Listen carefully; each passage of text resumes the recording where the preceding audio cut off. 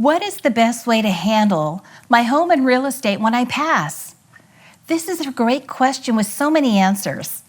The best law school answer that I could give you is, wait for it, it depends. It really does depend on your situation, your family, your goals, your taxation position, your equity, and your desired outcome for distribution.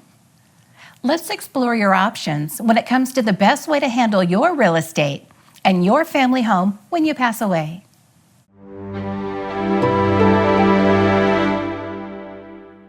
So what is the best way to handle your home and real estate when you pass away?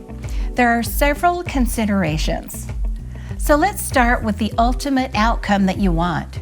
Who do you want to receive the property? A family member? Maybe a child?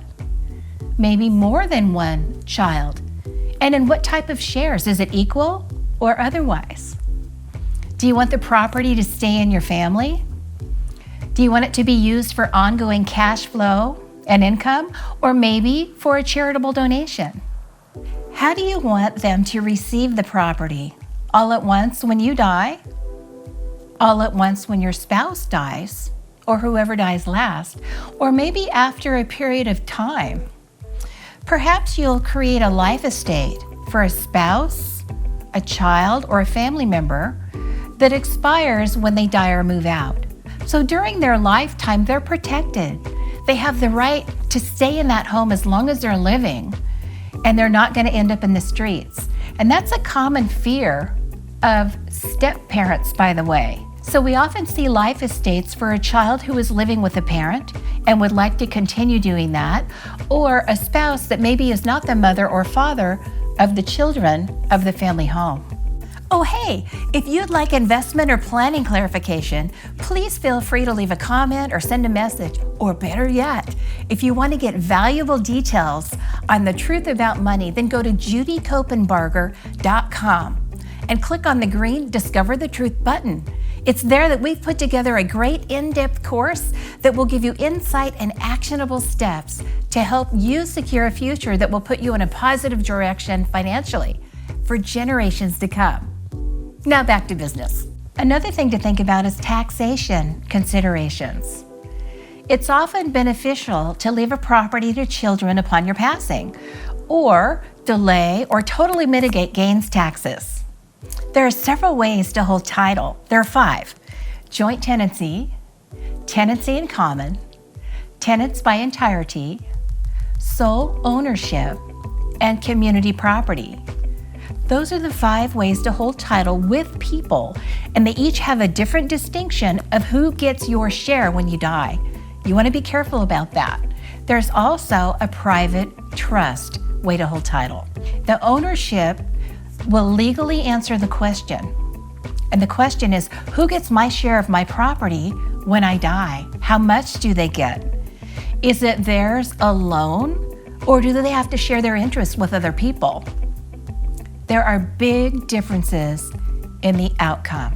For most people, the best way to hold title, to prepare for contingencies, to control the outcome, and potentially save taxes and avoid probate is to hold real estate or your family home in a private trust. A trust allows you to specifically choose who gets the property, when they get it, how they get it, and plan for all these contingencies.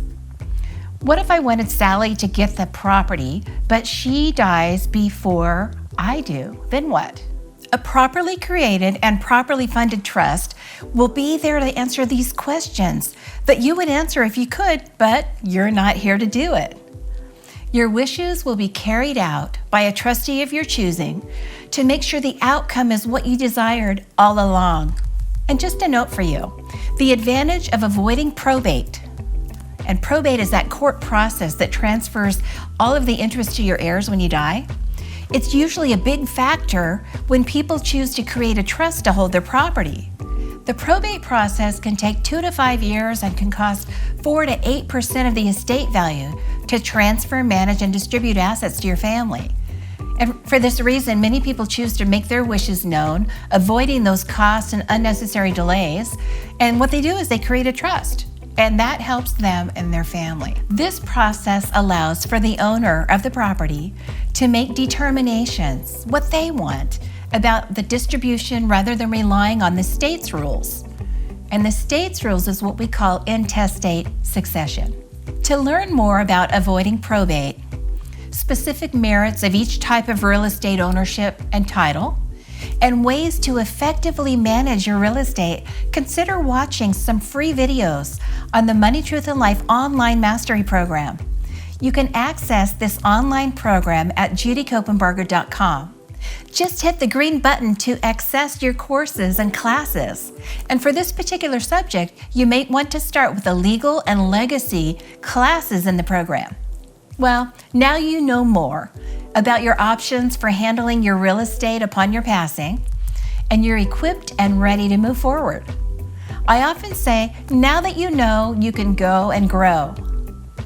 I trust that you've found value in this information, so please share it with others who are asking the same kind of financial and real estate questions.